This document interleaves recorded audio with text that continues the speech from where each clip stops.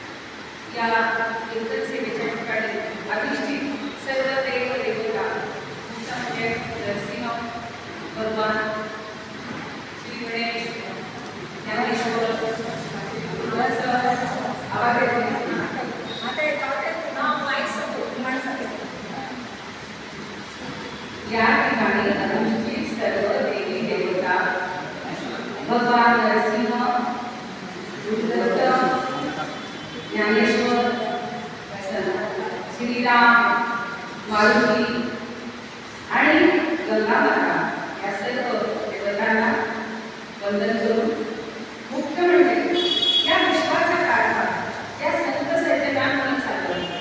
त्या संत सज्जनांचा वंदनयुक्त सन्मान आणि आमचे गुरु कीर्तन गुरु कौस्तुभ स्वामी महाराज त्याचप्रमाणे ते जमलेले सगळे असतील आपल्यापैकी कोणी कीर्तनकार, प्रवचनकार, त्याचप्रमाणे कथाकार आणि सगळे जमलेले ज्येष्ठ श्रेष्ठ महिला आणि बंधू, तसंच मुख्य म्हणजे वादक असताना तरी चोपाटलेले त्या मजाळलेले, तर या सर्वांच्या हृदयस्थ परमात्म्याला वंदन करून आजच्या कीर्तन सेवेला प्रारंभ करूया. थोडासा घेऊया.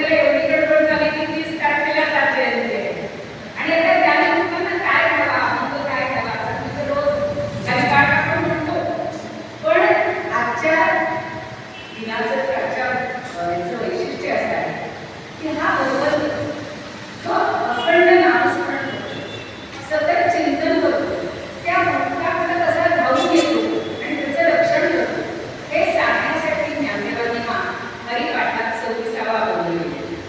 खरं म्हणजे ज्ञानदेवांबद्दल काय बोलायचं हो, माझ्यासाठी पामर, पण तरी सुरुवातीला ज्ञानदेवी ज्ञानेश्वरी दिलेली आहे. गीतेवर जेवढी जागृतीला छान वाटलेलं असतं, अमृतामध्ये सारखा असतो की तुम्हा आम्हाला अमृत पाकच करायला मिळतं. त्यानंतर चांगले उपासन त्याच्यामध्ये वृत्तपटाचं वर्णन केलेलं आहे, कितीतरी अभंगही असलेली आहे. आणि दुसरं म्हणजे हरिपाठ सर्वसामान्यांचा धागा लक्षात ठेवून, त्यांच्या मनाचा विचार करून, त्यांच्या बुद्धीचा विचार करून, आणि आता कलिकाळ चालू आहे, कलिकाळामध्ये काय आवश्यक आहे, बाकी सगळे जे आहेत व्यवहार आहेत, बाकीची सगळी जी आराधना आहे ती सगळी अवघड आहे. तर सगळ्यात सोपं काय, आता बसल्या बसल्या सुद्धा तुमचं नामस्मरण चालू आहे, मला माहिती आहे 24 तास आपल्याला नामस्मरण करायचं.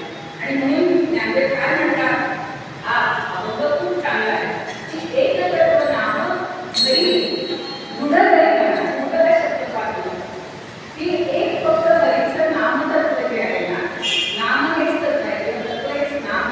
आणि ते इतकं फक्त डोक्यात ठेव, इतकं जर आपण दृढ ठेवलं, फक्त जर ठेवलं तर हरीची करुणा येईल तुझी.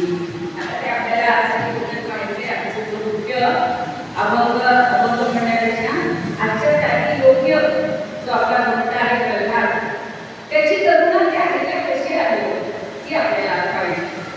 आणि हे नाम सोपे, किती सोपं आहे. बाकीची स्तोत्र म्हणताय, भगवद्गीता म्हणताय, अनेक आपण काय म्हणतो भजन म्हणतोय, पण त्याच्यापेक्षा सगळ्यात सोपं काय आहे, हरीचं नाम. हरी राम कृष्ण गोविंद, कुठलंही नाव त्या राम म्हणा गोविंद म्हणा, ते इतकं सोपं आहे. पण नुसतं वाणीनं नाही म्हणायचं, नुसतं वाचन नाही म्हणायचं, वाचेसी सगळं आपल्या कंठ दाखवून आला पाहिजे. काल बघा अशी अवस्था झाली की आमच्या मंदिरामध्ये पूजा वगैरे, आणि माझ्याकडून एक शब्द त्यांना आणि नंतर इतकं माझ्या समोर आलं की आपण त्या देवासमोर असं बोलणं चांगलं नाही. आणि मग वाचेशी सतत कंठ दाखवून आला, तुझी मला आरती म्हणता येईल, म्हणजे देवा मला क्षमा कर रे, असं माझ्या हातून देऊ नको. पण देवाचं नाव घेताना कंठ दाखवून आला पाहिजे आणि अक्षरशः डोळ्यातून पाणी येत गेले आरती म्हणतो. तर अशी अंतरिक आपली त्याच्याची एकरूपता व्हायला पाहिजे, ती व्हायला पाहिजे. कारण का नामावर ते नाही कुठलंही अगदी आपल्याला जे भगवंत आहे, देव आहे, त्याची कोटी म्हणजे प्रकार, पण तरी सुद्धा त्याचं नाव घेण्याचं इतकं सोपं आहे. त्याच्यासाठी नुसतं तत्वाचं सोपं साधनच नाही आहे का. आणि आपण जे बाकीची वाया व्यक्त करतो ना परिश्रम, आता टाकलं हे त्याची तयारी कर, किंवा अजून मला सांगायचं की आपण त्याचं काय काय करतो. ज्ञानदेवांनी सांगितलेलं आहे की रेडी संगमी जातो, स्नान करतो. मागच्या वर्षी तो महाकुंभ होता, महाकुंभाला सगळ्या गाड्याच्या गाड्या घेऊन गेले आणि तुला धावत धावत आले. अहो पण तेव्हा नाव घ्यायला वेळच होतं, मला ती गाडी पुढे झाले. म्हणून बाकी सगळ्या गोष्टी नाम हे अतिशय सोपं आहे. आणि म्हणून ते कसं करायचं, ज्ञानदेव म्हणून जपमाळ नंतरी. आता बघा सारख्या जपमाळा किंवा निघाले काउंटर, आणि त्याच्यावरच नाव घ्यायचे. आणि इकडे हातात माळ, सकाळी सकाळी वेगळं आपण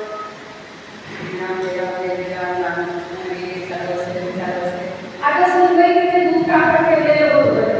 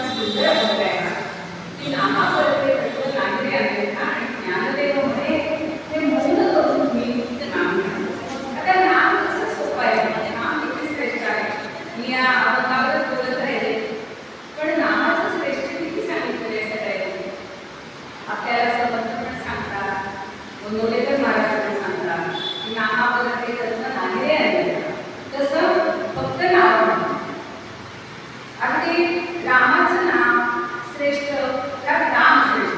तिथे ते सगळे संत आले होते, त्यांनी खूप चर्चा केली आणि प्रत्येकाला वाटतं राम श्रेष्ठ. कारण आम्ही रामनवमीची इतके गुणवर्णन केलेले आहे, सांगतो की रामाचे गुणांतर केले म्हणून नाम श्रेष्ठ आहे. कुणी म्हणतात नाही नाम श्रेष्ठ आहे, राम वनवासात गेले पण नाम श्रेष्ठ. तर नाम का श्रेष्ठ आहे त्याच्याबद्दल एक दिसते मला. रामाच्या बाबतीत घडलेली घटना आहे. काय झालं, सेतू बांधायचं काम झालं, सगळ्यांना माहिती आहे. पण तो प्रसंग इतका ठसलाय डोक्यात आणि नेहमी तो मनामध्ये येतो की त्या प्रमाणात बघायला. सेतूबंधन चालू आहे, दगड करायला पाहिजे होते. मग ते नळ आणि दिलं त्यावेळेचं सिटी दिलं. त्यांना काय वाटलं, काय करूया आपण याचं नाम नाम प्रत्येक दगड द्यायचा, राम नाम घ्यायचं, मग तो दगड टाकायचं, तो दगड असं तर तुम्ही सुरू करायला लागला. ते दिवशी टाकायला काय होतं, माझं नाव लिहून खाली ते दगड टाकताय, त्यांना किती कष्ट होत असेल. त्यापेक्षा मी जाऊन टाकतो ना, ते नाव घ्यायचे कष्ट वाचतो. आणि म्हणून एके दिवशी एके रात्री सगळे रामाचं होते, सगळे निदाने झाले आणि रामाया गेले समुद्रावर गेले आणि ते निदान केलं. बघूया छोटासा दगड आणि दगड टाकला, दगड सगळं खूप खालीच गेला, उडला. अरे पण आपलं चाकाय टाकायचं होत असेल की इंजिनियर दगड टाकलं, मग परत मध्यरात्री गेले, पहाटेवर दगड टाकतच राहिले. पण ते दगड सगळे तळाशी गेले. मला काय करायचं, आता म्हणे जास्त नको आपण परीक्षा बसलेला आपली पण आणि बदलायची पण आपण आता परत जोडल्या सगळे उठायच्या. मग मागे वळून बघताय तर मारुती काय जिथे जाते तिथे मारुती काय म्हणते, अरे मारुती आहे तू कधी आलास. अहो रामराया तुम्ही पहिला दगड टाकला की नाही आणि तो खाली पडला की नाही, खाली फुटला की नाही, तेव्हाच मी आलो की सगळे दगड टाकायला पाहिजे आणि सगळे फुटलेले पाहिजे. अरे बापरे रामराया घाबरले, कधी घाबरले का ते मारुती राया घाबरले आणि म्हणे अरे असं झालं का. दोन मारुती तुझ्याकडे माझ्याकडे लावले तर बाहेर कुणाला सांगू नको अशी माझी परिस्थिती झाली. मी तर ओरडून सांगणार, काय सांगणार ओरडून, अहो रामरायांनी टाकला तर दगड खालीच फुटला म्हणून समजा. तर म्हणे असं कसं काय हो. अहो म्हणे तुम्ही तुमचं नाव त्याच्यावर लिहिलं तो करतो, तसा हा नरदेव दगडच आहे. यानं सुद्धा नाम आपल्या इथून बोललं तरच तो दगडात करणार आहे, नाहीतर तो तळाला नसेल त्याच्या करायला सांगणार. आणि म्हणून प्रत्येकाने काय करायचे, नाम सुचवले. म्हणून नामदेव महाराज म्हणतात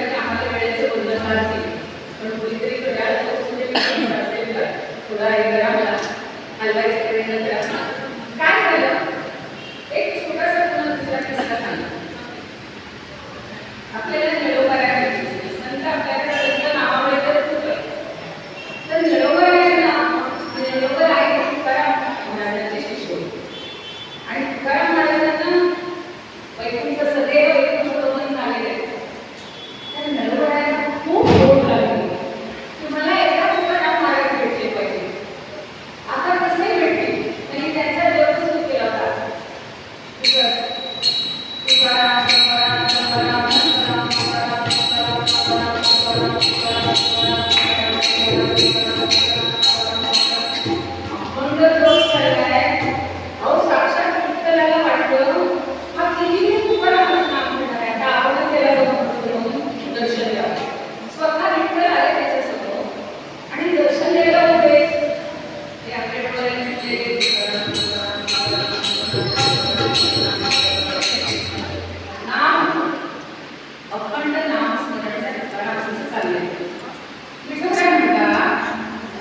नडवा डोळे उघड, बघ कोण आले, मी आले तुला भेटायला. म्हणजे डोळे उघडले, नमस्कार करायला पाहिजे होता ना. अहो आणि तुम्ही कसे काय आलात? मी तुम्हाला नव्हतं बोलवलं, मला तुकारामांना भेटायचे, तुकारामांना पाहिजे होते. तुम्ही व्यर्थच आलात. मी तुकारामांचं नाव घेत होतो आणि तुकारामांचं स्थान श्रद्धा. आता बोला येणारा कसं वाटलं असेल तुमच्या माझ्या क्लासला असतं मी एवढं गेले त्यांच्यासाठी तुम्ही असं म्हणा रिकामी आहे तसं काही देव म्हणले देव पाच फुले मग अशी सांगितलं पाचशे तर त्याला कळले त्याची आंतरिक कळवळ आणि त्यांनी क्षणात तुकारामांचं रूप घेतलं. तुकारामांचं रूप घेऊन त्याच्याकडे ही खरी कळवळ ज्ञानेकांना म्हणायचं ना की अशी कळवळ आपल्याला पाहिजे आहे असं मनापासून आंतरिक कळवळीने नाम केलं पाहिजे आहे आणि जे जे नाम घ्याल ते नाम मनापासून आंतरिक कळवळीनं वाचेल सर्व गुण मौन होऊन राहायचे. सगळ्यात सोपं काम नाम काही अवघड नाही. तुम्ही पूजा करायला नको, तुमचे कार्यक्रम करायला नको, तुम्ही व्रत करायला नको, उपवास करायला नको, नापास करायला नको, सगळ्यात सोपं नाम. आणि म्हणून ते सांगताय तुम्ही नाम कारण आपल्याला नवलिका वृत्ती किती आहे, किती प्रकारची आहे, कोणती आहे? स्मरणम स्मरणम कीर्तनम श्रवणम कीर्तनम विष्णु स्मरणम पाठसेवनम सत्यम सत्यम सत्यम अर्चनम वंदनम दास्यम सत्यम आत्मनिवेदनम. आता एवढ्या गोष्टी काय काय आहे? श्रवण आहे, ऐकता का? कीर्तनी वरतीच आहे. त्याच्यानंतर विष्णूचं स्मरण झालं आपल्याला. पादसेवन आहे, पायाची चरणाची सेवा करायची आहे. त्यानंतर सत्य वृत्ती अर्जुनासाठी दास्य करायचे हनुमंतासारखं आणि हे सगळं करत असताना आत्मनिवेदन. खरं सांगते आमचे महाराज रोज सांगताय रोज दिवसभर आपल्या आपण काय घडतं ना, चांगलं घडतं वाईट घडतं, मनासारखं घडतं मनाविरुद्ध घडतं आणि आयुष्यभराची पूर्वीच्या जन्मीची जे जे पापड झाले असते ते आपल्याला आठवत नाही. मग फक्त रोज बघून त्याला आत्मनिवेदन करायचं. तेव्हा माझ्यातून आज असं झालंय ते सगळं मी तुला समर्पण करते आणि त्याचं नाव घ्यायचं. वाच एवढं केलं ना की हे आवश्यक आहे. पण ह्या सगळ्या गोष्टी करायची आवड वाटली म्हणून नामावरती तत्व नाही आले ना. आपण नाम या आपल्याला म्हणजे हरे नामैव नामैव हरे नामैव नामैव नामैव गतिरन्यथा. आता कलियुगात त्याचेच महत्व आहे. कलौ नामैव नामैव नास्त्यैव गतिरन्यथा. आपल्याला सद्गती मिळायची असेल, मुक्ती पाहिजे असेल, जे काय असेल आनंदामध्ये फक्त काही नाही एन्जॉय करायचं असेल तर सुद्धा तरी नाम घ्यावं त्याला तेच मिळेल. पण आपल्याला आता या वयामध्ये एक वेगळ्या पातळीवर आलेले आहोत आणि फक्त आता एन्जॉय दैनंदिन जीवनातला जो भौतिक आनंद आहे तो नाही मिळवायचा.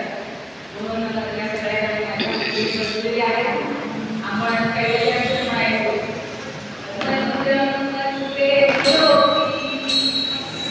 हरे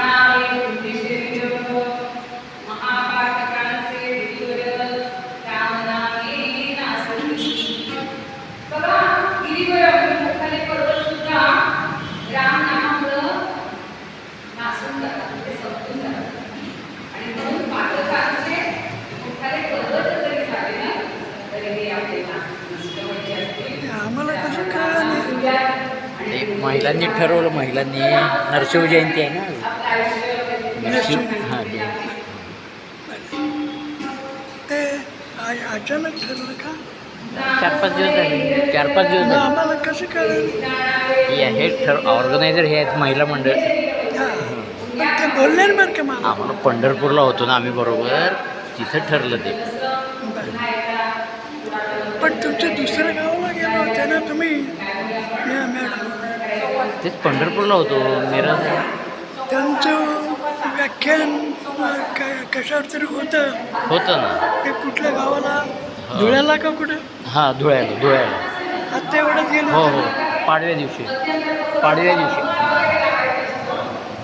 ते वाचलं आम्ही ते. अरे वा.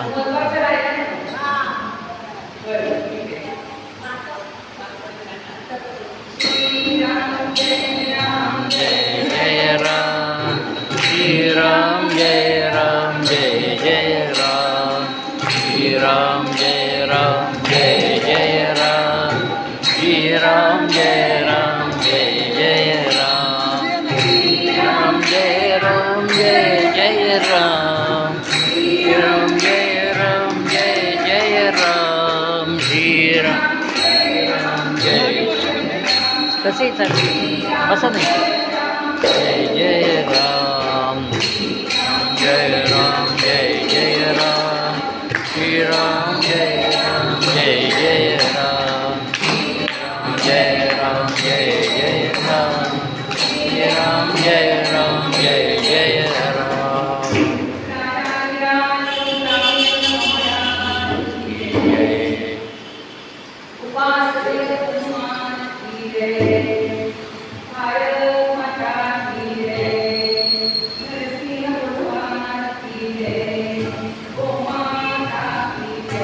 त्याला आम्ही चांगले कपडे तरी घालून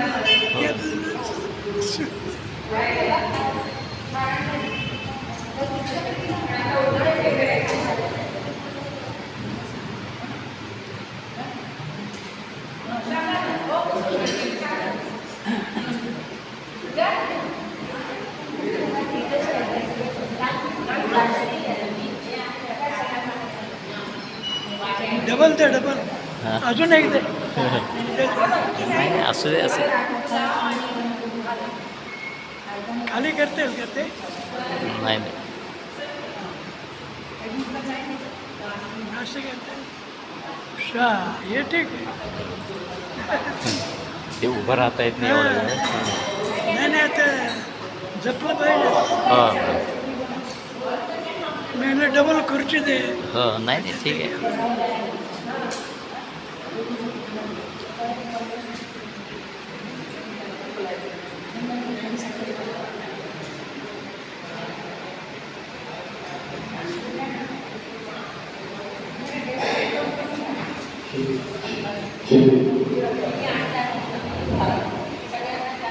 सर्वांना माझा नमस्कार. आज मी आपल्या कार्यक्रमाच्या प्रमुख वक्त्या डॉक्टर मॅडम यांचा थोडक्यात परिचय करून देते.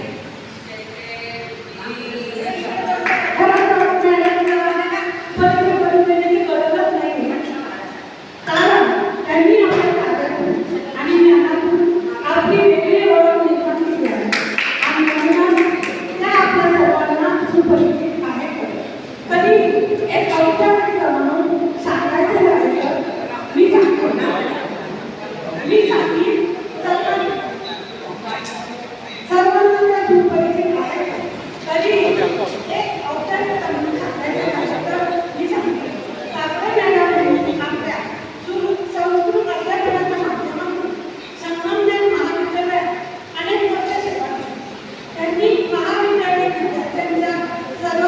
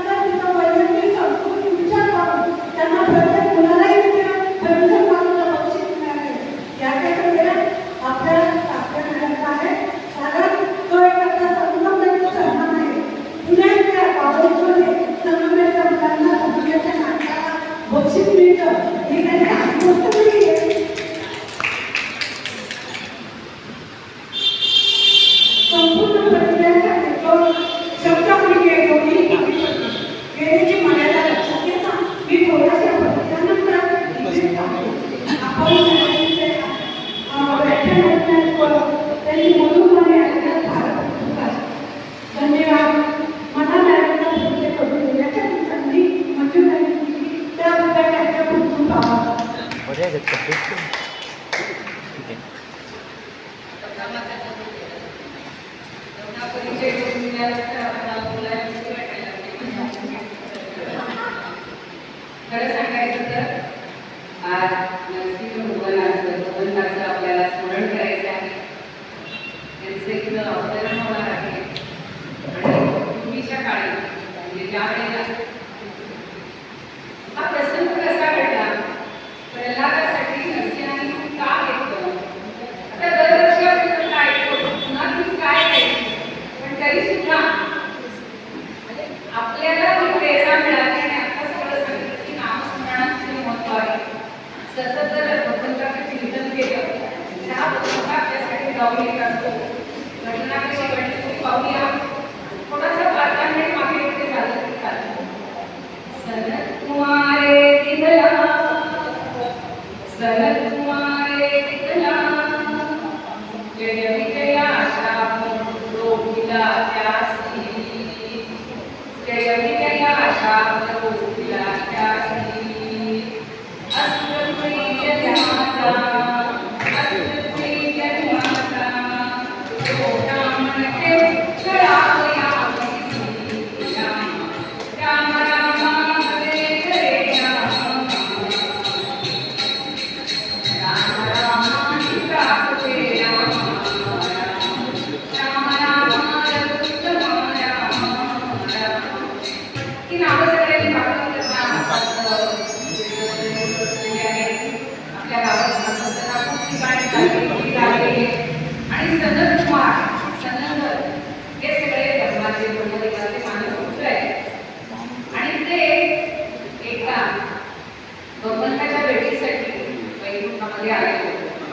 तिथे आले असताना काय झालं, ते सनत कुमार सनंदन खरंच खूप ज्येष्ठ आहेत, श्रेष्ठ आहेत, पण ते 4-5 वर्षाच्या वयासारखे दिसत होते.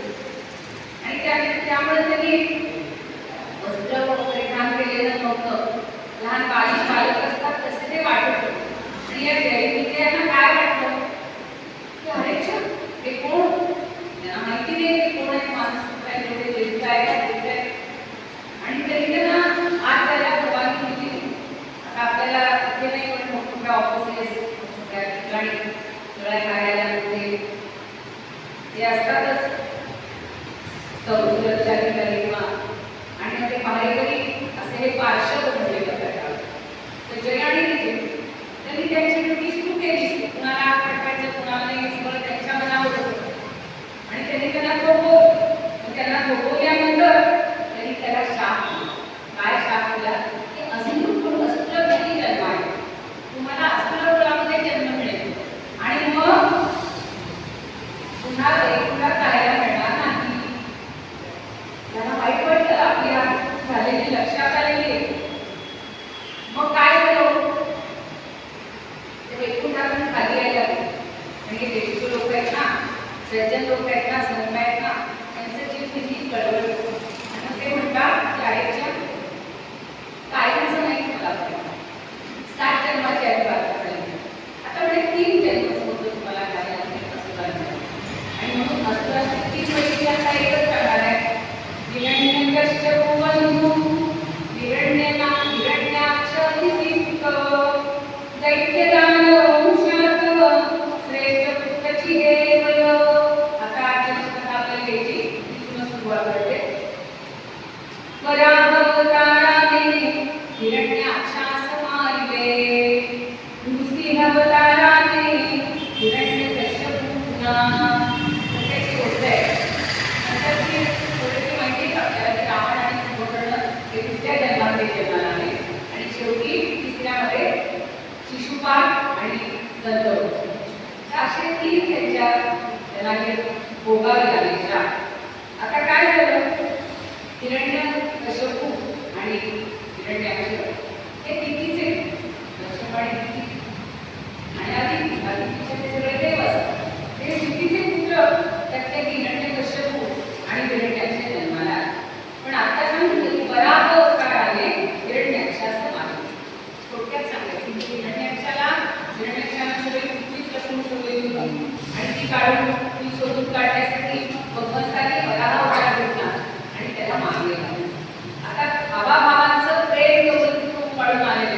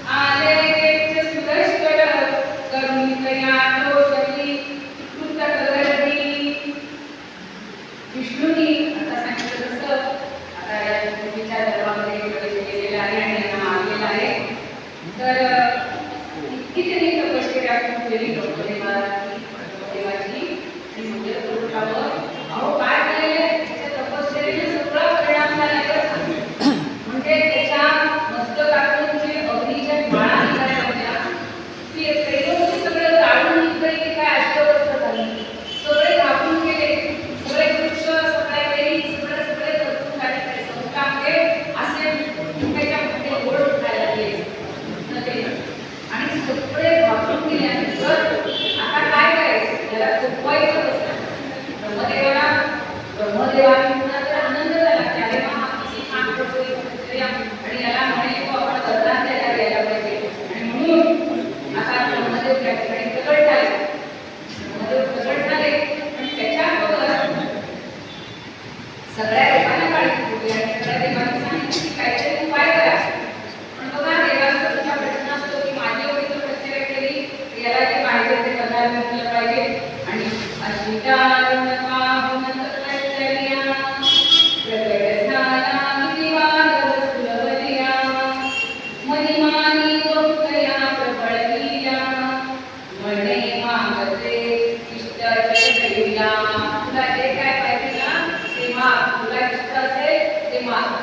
पण त्याची अवस्था कशी झाली खूप मोठा त्रास त्यानं तपश्चर्या सुरू केल्यानंतर त्याच्या अंगावर सगळं सगळं वाल्मिकांची जी अवस्था झाली ती त्याची अवस्था झाली सगळं बघून गेले आणि त्याच्या अंगावर वाढवून निर्माण काहीच तिथे शिल्लक राहिले पण ज्या वेळेला ब्रह्मदेव आले काय ना ते दिसायला तयार नाही मग आता काय करायचं तर त्यांनी आपल्या कमंडलकडे गेलं त्याच्याविषयी आणि ते शिंपले तो एवढा एकदम त्याला तेजस्वी असा युवक त्याच्यासमोर उभा राहिलेला आहे त्यांना नमस्कार करतो वंदन करतो आणि ब्रह्मदेव त्याला आनंदाने म्हणतात की अरे बाळा अरे पुत्रा मला खूप आनंद झालाय तुला काय हवंय ते वरदान काय पाहिजे ते माग आणि मग त्याने आता काय वरदान मागितले आपल्याला त्या वरदानावर सगळी कथा अवलंबून आहे पण आधी सोपं वरदान बघूया अमर करा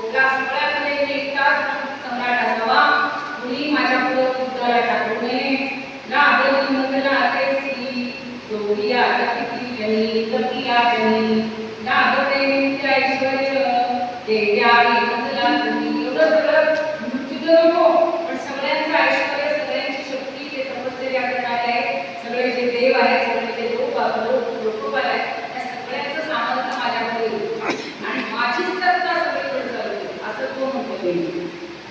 तर माता कनिष्ठासी विष्णू बरावधारी का बरं त्याला हे सगळं करायचं होतं कनिष्ठासी विष्णू बरावधारी करुणी मती पुढताची सकाळी तैपासून वैर झाले याचे करीते छतो अर्चनश्री जगात अजाचे म्हणून तो त्याचा अजाचं म्हणजे जरा जन्म नाही अशा पद्धतीचं स्मरण करतोय आचरण करतोय पूजन करतोय आणि सगळे देव शरण आहे. पण त्यांनी सगळ्यांवर हुकूमत टाकायला पडते देवांनी सगळं त्यांचे अधिकार काढून घेतलेले आहेत. सगळे अमर जे जे कोणी आहे मुनी आहे कुठी आहे सगळे आहेत सगळे प्राणी आहेत सगळ्यांना हैराण करून शकते. आणि मग आता काय म्हणून सगळे देव माझ्या सृष्टी रमा करू आपण त्याचं स्मरण करतोय जो आता अवतार घेणार आहे त्याच्याकडे सगळे देव जातात आणि सांगतायत सगळे देव इंद्रिय मनोरोधोनी तयानी नाव दिले झोपणे सोडले आणि हृदयी तरी पाहतात सगळ्यांना झोपलं कष्ट झाले खाता येणं पिता येणं सगळे घडून नको तिथं आता बसायला गेले अगदी तारे नक्षत्र सगळे फुटले सगळे घाबरून गेले आणि म्हणून सगळे देव जमावतीकडे आले आणि म्हणतात ठाकर मावती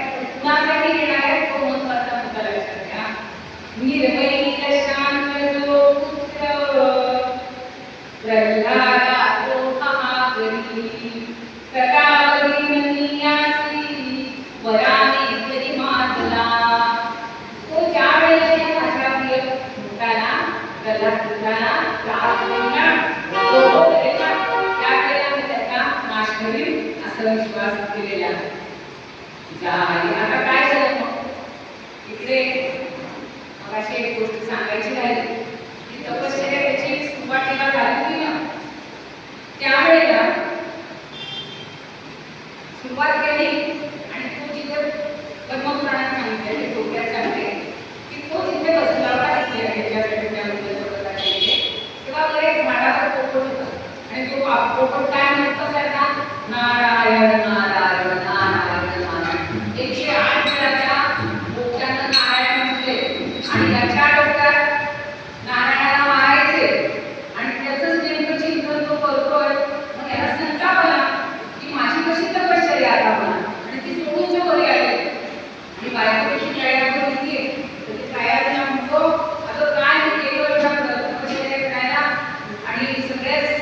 जगावर माझं साम्राज्य व्हायला लागलं. या कुठ्यानं नारायण नारायण नारायण करून माझं डोकं पडलं की मी काय झालं काय झालं तो काय म्हणत होता नारायण नारायण नारायण नारायण असं 108 वेळा मला मी त्याच्याकडून बोलून गेली. आणि योगा एक असा होता की तिला गर्भधारण आणि गर्भधारण झाल्यानंतर त्या ग्रंथात असल्या जन्म त्याच्यानंतर आहे. आता हा योगायोग आहे मुलांवाली आहे. या बुद्धंतांनी सांगितले की ज्या वेळेला ते प्रल्हादाला कथा होती त्यावेळेला त्याला 4 पूर्ण झाले. पण हा लाडका आणि ती लहान लहान जास्त लाडके असतात. तर हा लाडका आहे त्याला शाळेत टाकलं आणि मग शाळेत जायला लागलाय तो. तर मात्र कुठे जायन शाळेत प्रगतीच्या म्हणतो कधी पिता बंधुते मने त्यावरी एके दिवशी कांचन कशी तुके कामरी एके दिवशी कांचन कशी तुके कामरी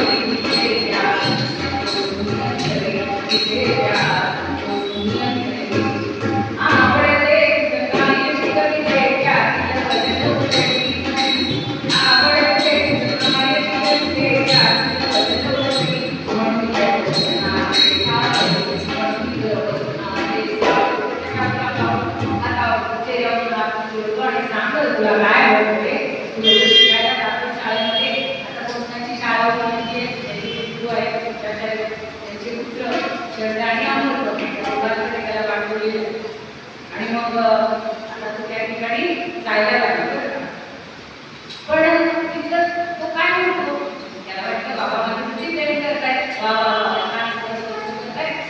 तर म्हणतो बाबा काकू मला ना मला सारखं परिणाम काढतो.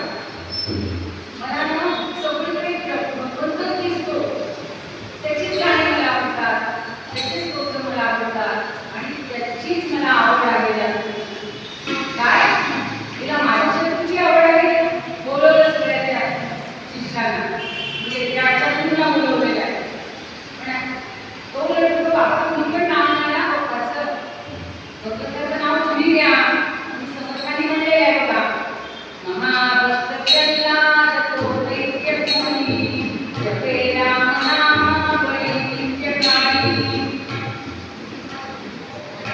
पिता करूपी दया देखलेला जनी दैत्यो नाम तिथे म्हणेना किना. आता त्याला सांगितलं म्हणून म्हटलं की त्याचं नाव घ्यावं का. वडील संतापले आणि पुन्हा बोलवलेले आहे शिवाला बोलवले. आणि काय हो काकड बोलून म्हणतात आपणाकडे बोलवलं आपण सांगायचं. ते आले राजदरबारात आले. काय हो काय चाललंय म्हणे तुमचं काय राजकारण चाललंय. तुम्ही काय नाही आम्ही काय करतो तुम्ही याला काय शिकवता. आणि त्याच्या मनात होतं त्याने राज्यकारभार करावा. तो मला राज्यकारभार वगैरे काही आवडत नाही. मला फक्त देव आवडतो देवाचं नाव घेणं आवडतं. म्हणतात तुम्ही राजकारण करताय पहिल्यांदा आता यायला ना आणि काय तुम्हाला शिकवायचं ते शिकवा. त्याला तुम्हाला राजकारणाला पहिले काम ते म्हणतात ठीक आहे आणि घेऊन जातात. घेऊन गेल्यावर काय झालं सरकारले ते त्याला राग आला आपला अपमान झाला. त्याला महाराजांनी बोलवले त्यांनी वेताची छडी घेतली आणि त्याला रप रप रप रप चिन्ह मारले आणि तिला त्यांनी शिकवलं काय करतो. अहो म्हणतो मी काय करणार माझ्या मनामध्ये सारखा भगवंतच आहे सारखा श्रीहरीच आहे. माझ्या डोक्यात दुसरं काही येतच नाही. अहो त्या चुंबकाजवळ जायला त्याला काही शिकवावं लागतं पाहून नाही लागत. तसा मी सतत त्या श्रीहरीच्या आकाशाला जातो आणि मी नाही त्याला सोडू शकतो. मला दुसरं काही जमणार. शेवटी त्यांनी त्याला थोडासा प्रयत्न केला काही शिकवण्याचा प्रयत्न केलाय. पण आता आपण निर्दोष आहोत आपण त्याला एवढी शिक्षा केलेली आहे हे सगळं सांगण्यासाठी परत ते गुरु महाराजांकडे येतात आणि सांगतात बघा आता मी त्याला छान शिकवलेलं आहे आणि आता तुम्ही त्याची काही परीक्षा घ्या त्याला चौकशी करा. तर तुमच्या आता तुला काय आवडते आता तुला काय आवडते थोडे दिवस गेले असतील मध्ये तरी त्याचं म्हणणं काय गुरु पडवून मगने गुरु पडवून मगने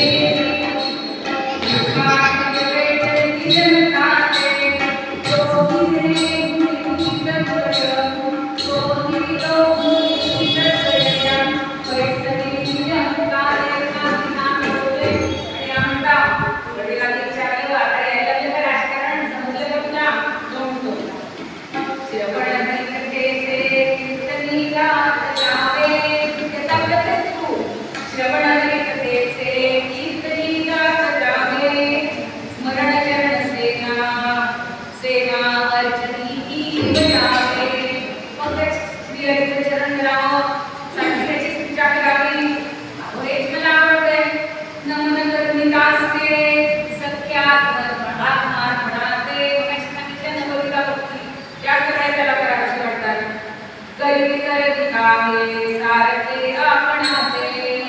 अहो काय आहे सार या जगामध्ये?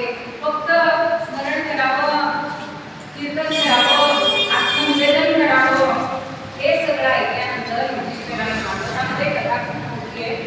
युधिष्ठिराने प्रश्न विचारला होता भगवंताला की तुम्ही हे असं भक्तांसाठी असे वेगवेगळे अवतार घेता, त्याची काही उदाहरणं सांगा. आणि त्याचं उदाहरण म्हणून आकारे भगवत सांगतात, म्हणजे त्याला सांगतात. तर युधिष्ठिराला ते म्हणतायत आता त्या भगवंतांनी विचारल्यानंतर, भगवंतांनी सांगितल्यानंतर आता त्या गुरूंनी शिक्षा द्यायची ती दिली तरी हा काही ऐकत नाहीये. मग आता काय म्हणतात, पुन्हा सगळ्या त्यांच्या राक्षसांना बोलवलेलं आहे, सैन्याला बोलवलेलं आहे आणि युधिष्ठिराला सांगतायत भगवंत, युधिष्ठिराशुळा नित्या प्रल्हादा परिणामना. शुळा ठरवलेला आहे, साशंकता कदा दैत्य हट्टाने यज्ञाला. सगळ्या तो हा जो दैत्य आहे, ऐक्य हट्टाने त्याच्या मागे लागलेला आहे, त्याला मारायचं दुसरं काही नाही. हत्तीची हत्तीच्या आमानी विशाली सर्पडंचे. सगळ्यांना माहिती आहे का, विशाली सर्पांचं दंश केलेलं आहे, हत्तीच्या गायीतून बुडवलेलं आहे. निर्मिली राक्षसी कृत्या पहाडा कुणी लोटला. काही त्याच्यावर परिणाम, निर्मिली राक्षसी कृत्या पहाडा कुणी लोटला. अंधारी कुंडला मीश देवी अन्न नाहिले. अंधारात कोण विष खायला घातलेलं आहे, अन्न दिलेलं नाही. कधी पायात सोडली शिळेच्या खाली दाबला, मोठ्या शिळेखाली त्याला दाबले. परिश्रामपुत्राचा झाला केस वाकरा. एवढासा केसाला सुद्धा धक्का लागलेला नाही. कल्पना करा याचं जर वर्णन केलं तर किती भयानक आहे. म्हणून मग एक छान लहानपणापासून शुभंकरोती आम्ही श्लोक म्हणत होतो, तुम्ही म्हणत असाल, नमरे यास्तपतेला नमरे यास्तपतेला पर्वत शिखरात शिरोटीला पाली. पर्वत शिखरात शिरोटीला पाली. चरितो निर्भय चित्ती, चरितो निर्भय चित्ती गाणे नारायणाचा गातो. आता लाखो या शब्द आपण काही अर्थानं घेतो, पण त्याला एवढं पहाडावरून ढकलून दिलं, पर्वतावरून ढकलून दिलं तरी हा लाख वेळा म्हणजे आपल्यासाठी सांगितलंय. त्याची मुदत नव्हती, म्हणजे मोजमाप नव्हतंच. इतक्या वेळा तो राम नाम किंवा नारायणाचं नाम घेतला.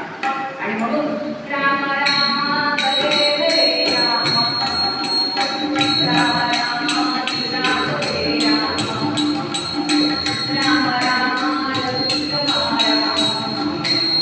आता अशी सगळी त्याची अवस्था झालेली आहे आणि कशानेही ना बदलाच नाही. शेवटी कंटाळलं, त्याला असं वाटतं सांग राम वगैरे गुरुकडनं नाही ऐकत आहे, कदाचित त्याला मित्रांकडून नाही ते.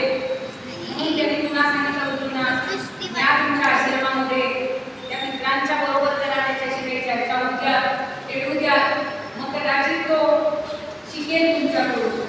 आणि म्हणून आता पुन्हा म्हणजे दिलेल्या आश्रमामध्ये. पण आता आपल्याला माझा एवढा मोठा परिचय करून दिला.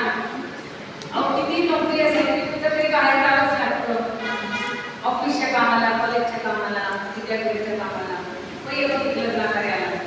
तसं त्या गुरूंना काही काळ पाहायला आता ते शिकवत होते बघा, त्याला शिकवण्याचा प्रयत्न होतो. पण आता याला संधीच मिळाली. सगळे मित्र अशा गोळा करून बसले. मला तिथे वर्णन ऐकताना वाचताना असं वाटत होतं, गोपाळकृष्ण जसा वनामध्ये जायचं आणि मला भोजन करताना सगळे गोळा करून बसायचे, गोलाकार बसायचे, तसे सगळे मित्र बसायला लागले. आणि तो म्हणतो, ते सगळे विचारतात, काय करायचं आपण? काय नाही म्हणा, श्री कृष्णवे नमः, श्री कृष्णवे नमः, श्री कृष्णवे नमः, श्री कृष्णवे नमः. अरे हा विष्णू तो तुझ्या वडिलांचा शत्रू आहे आणि तू त्यांचंच नाव घ्यायला काय सांगतोस रे? तो म्हणतो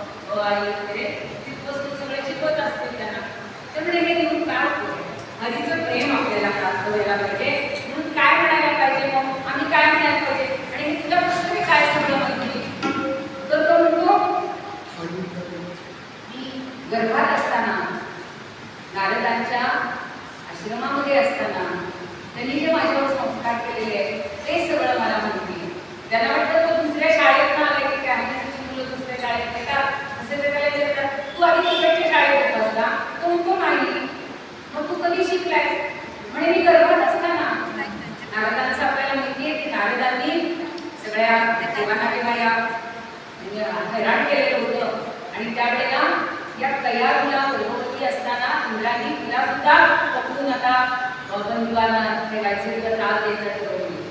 तेव्हा नारदाने सांगितलं होतं की ती गर्भवती आहे आणि तिच्या पोटी नंतरचा अंश येणार आहे, तर तू त्याला मारू नकोस, तिला मारू नकोस, आणि म्हणून तिला आपल्या आश्रमामध्ये दिले गेले आणि सगळे त्याच्यावर संस्कार केले नारायणाचे नारायणाचे त्यामुळे नारायण नारायण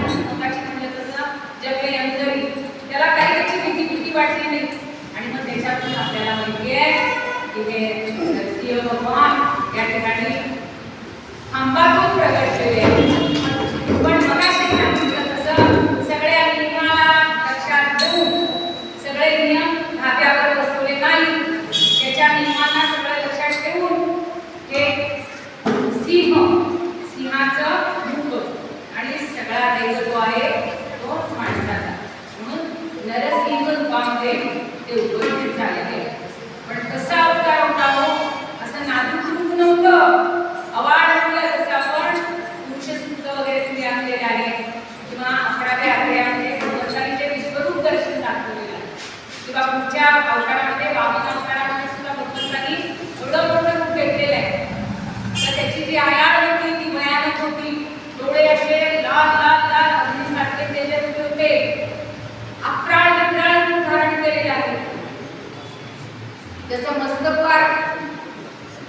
याच्यापर्यंत स्वतःपर्यंत पोहोचलेला आहे. सगळं विश्व व्यापून टाकलेलं आहे. एवढ्या मोठ्या प्रमाणात त्यांना असं एकदम आणि तो कटकट कटकट कटकट कटकट आवाज झालेला होता. अहो तिन्ही लोक घाबरून गेले, सगळे देव घाबरून गेले. काय भूकंप होतोय, त्यांना जो निश्वास होता, निश्वासाबरोबर सगळे पर्वत उठवायला लागले. त्यांना पाय दाबला. आता संतापाला कसे लोक पाय धडका मारतात ना, त्यांच्याबरोबर सगळे म्हणजे भूकंप व्हायला लागला. आणि असं सगळं झाल्यानंतर हे नरसिंह भगवान सगळ्या ठिकाणी आले. त्याच्या लक्षात आलं की हे सगळं काही विशिष्ट काम आहे, हे परिचलन घेतलेलं आहे आणि आपल्याला काय आता एवढं झालं नाहीये. तरी सुद्धा तो मुलगा उन्मत्त होता. तरी त्याने आपल्या राक्षसांना बोलवलं, या त्याच्यावर आक्रमण करा, सगळ्यांनी आक्रमण करा. स्वतः येतो काढतोय आणि त्याला मारायचा प्रयत्न करायला लागतोय. तेवढ्या लोकांनी त्याला पकडले. कसं पकडावं, एखाद्या रुग्णाने एखाद्या सापाला पकडा म्हणून तसं पकडले. आता त्याच्या काही नियम मगाच्या लक्षात घ्या. हात नको, पाय नको, पृथ्वीवर नको, अंतराळात नको, दिवसा नको, रात्री नको, बरोबर संध्याकाळची पावणेसातची गडबडी काढली. आणि त्याच वेळेला तो आलेला आहे. त्याला असं पकडलं. त्या राजवाड्याच्या महाद्वार जे आहे त्या द्वारामध्ये आणलेला आहे. त्याला असं पकडलं. आता त्याची नखं, सिंहाचं रूप आहे ना, त्या सिंहासारखं आणि नखं मोठी वाढलेली आहे. इतकी चमकत होती, इतकी चमकत होती की त्याच्या तेजापुढं त्याला तो आता दिसतही नव्हता. आणि राक्षसांना त्याने कधी पुढच्यातून रचून गेलेला आहे. कोणाचा काढावा लागला गप्पचा पुढे. आणि मग त्यांनी त्याला जवळ घेतलं, मांडीवर घेतलं आणि त्यांचा तो पोकळ आहे किंवा पोट जे आहे, उदर जे आहे, त्या संकीर्ण केलेलं आहे. नरसिंह भगवान त्याची सगळी आकडी त्याच्या माळावळ्या टाकल्या. इतकं भयानक म्हणून दिसत होतं. सगळे देव घाबरून सगळे समोर वरून बघताय, जवळ घेताय, कुणाला त्याच्या समोर येऊन जावंच वाटतं. पण हा प्रल्हाद मात्र त्या ठिकाणी उपस्थित आहे आणि आपल्याला त्याला मात्र काही भीती वाटत नव्हती. तर तो प्रल्हादाचं फार सुंदर असं वाटत गेलेलं ना. म्हणजे आता कोणी त्याचं सांगतो की लक्ष्मी देवीला घाबरायला, लक्ष्मी देवी घाबरायला नाही. ब्रह्मदेव सगळ्यांच्या एवढ्या प्रार्थना आहे, पण तुम्ही त्याच्या समोर घ्यायला तयार नाही. आणि शेवटी त्याचा आनंद झाला. ज्या क्षणी भगवंत आपल्यासाठी कसा जाऊन येतो, हा ब्रह्मापती कसा तो जाऊन आलेला आहे. आणि त्यांनी या भगवंतांनी प्रल्हादाचं वर्णन केलेलं आहे. शेवटचा श्लोक आहे ना, आपल्याला समर्थानेच म्हणलेला आहे. महाभक्त प्रल्हाद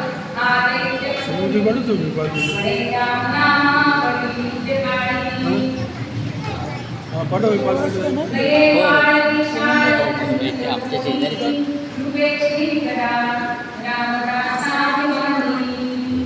तर आता त्यांनी हा सिंहाचं रूप घेतलेला आहे. आणि सिंहाचं रूप घेऊन बरोबर या दुष्टाला काळ केलेला आहे. सगळ्या प्रजेला, सगळ्या त्रिभुवनाला, सगळे चौऱ्या गुणाला त्यांनी मोठं मोठं करून सोडलेलं होतं. आणि अशा त्या असे भगवंतांनी आज आपल्या ठिकाणी प्रकट करून आपल्या सर्व भक्तांचं कल्याण करावं. सगळ्यांवर याची करुणा व्हावी, दया व्हावी. आणि या कलियुगामध्ये मला असं वाटतं की फक्त आपल्याला एकच नाम घ्यायला दिलेलं आहे.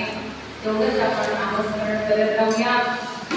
प्रल्हादाने तो आपल्याला धडा दिलेला आहे, छोटासा बाल होतो, पण त्याच्याकडून आपल्याला एवढं छान शिकायला मिळालेलं आहे की इतकी मोठी परिस्थिती आली, स्वतःवर इतके प्रसंग आले, आपल्याला एवढासा काय वाटत आपण रडत असतो. एवढंच काय झालं, कुठल्याही दुःखाचा विचार न करता, आजाराचा विचार न करता, संकटाचा विचार न करता फक्त भगवंताचं नामस्मरण करायचे.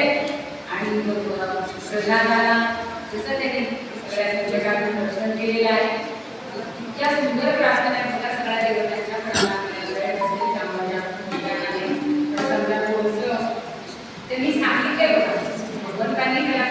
आहे प्रल्हादा शेवटी तो ज्यावेळेला तरुण भावनेने त्यांच्या समोर येतो ना ते विसरून गेले सगळं राग संताप विसरून गेलेले आणि मग त्याच्या मस्तकाला हात ठेवलाय आणि म्हणतात बाळ प्रल्हादा तू खूप मोठा होशील तुला काय हवं ते माग 7-8 10 वर्षाचं असेल त्या बाळाला काहीही नको होतं आत्ताची पोरं मोठी असली पाहिजे कुरकुरे द्या चॉकलेट द्या मला अंगण द्या कपडे द्या काही नाही तो म्हणतो मला फक्त आम्ही चित्रपट सगळे जायचं तर ते त्याला सांगतात तुझ्या 21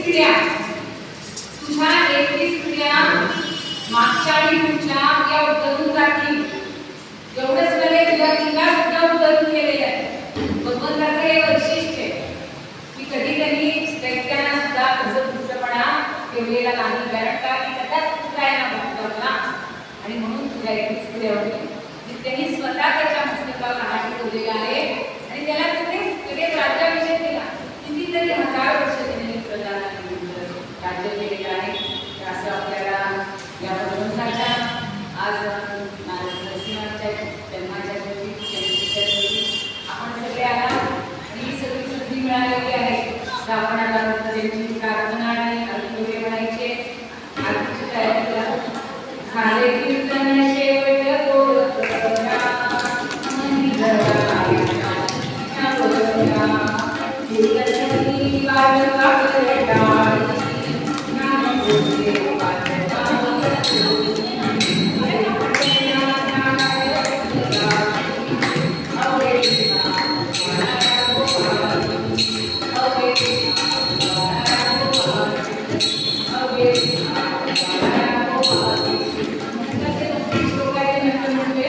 आता आपल्याला नरसिंहाचा पावारी करायचे ना आरती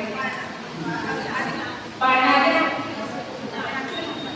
आरतीमध्ये आरती करायची मग पाळणारे येते का तुम्हाला म्हणा म्हणजे मी तुम्ही काढले ठीक आहे तुम्हाला ती म्हणायची म्हणा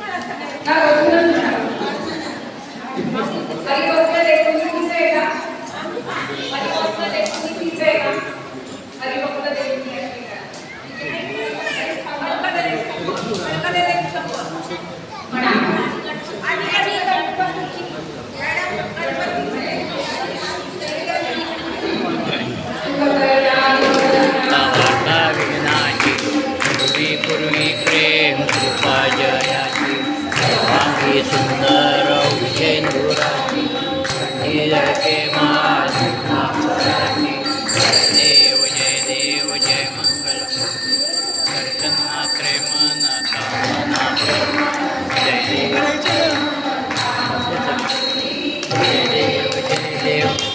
नखचित परा गौरी कुमरा चंदनाची उटी कुंकुम केशरा फुले जडिता मुकुट शोभतो बरा कुंती नुपुरे चरणी गागरिया जय जय मंगलमूर्ती दर्शन मात्रे मन कामती जय देव संबोधर पीतांबर फणिवर वंदना सरळ सोंड वक्र तुल्य त्रिनयना आश्रमाचा वाहे सजना संकटी पावावे निर्वाण गावे सुरवर वंदना जय देव जय मंगलमूर्ती दर्शन मात्रे कामना पूर्ती जय देव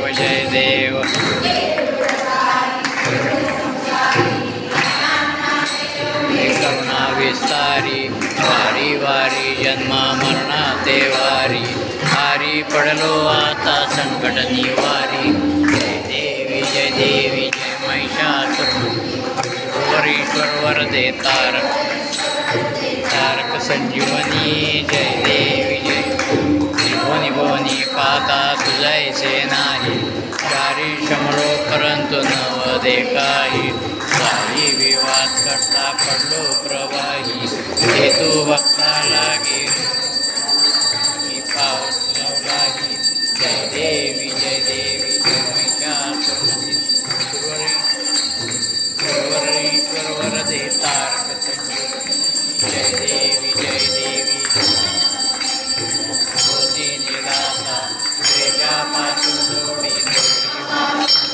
जोडी बापाच्या वेद वाचून पूर्विलाच्या नरतल्लिंगाला पंकजलेच्या. जय देवी जय देवी जय ईश्वर दे तारक संजीवनी. जय देवी जय देवी.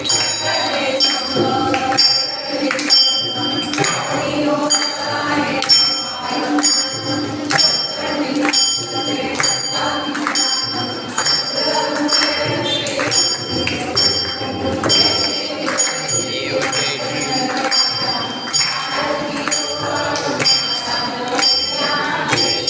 जय श्री जय देव जय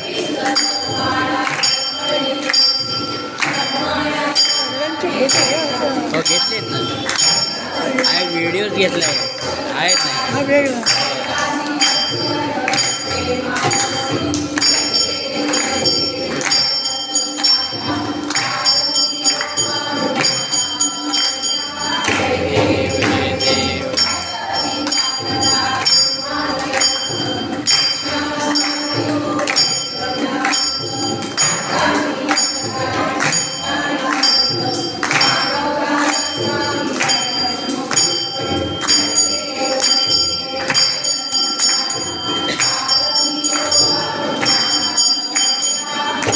देव जय देव. देव जय देव.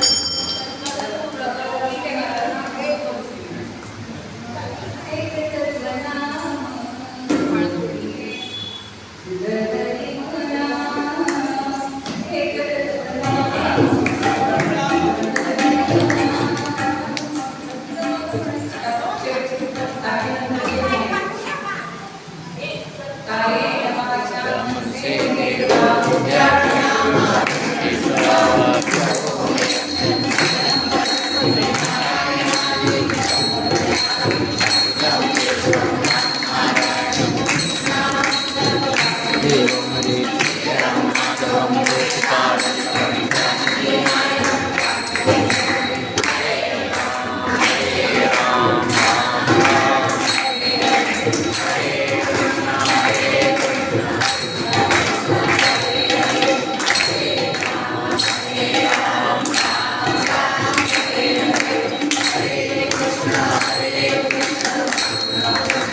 हरे हरे. योग तुझा जळावा, देवकारणी देव माता पडावा. येशू नको गुणवंता अनंता, गुणायका मागणे हेची आता. स्लवावे देव संताशी सदा, सत्कर्मयोगे वयगायवावे.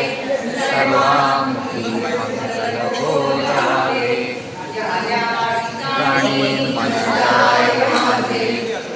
त्या ठिकाणी निज रूप तुझे,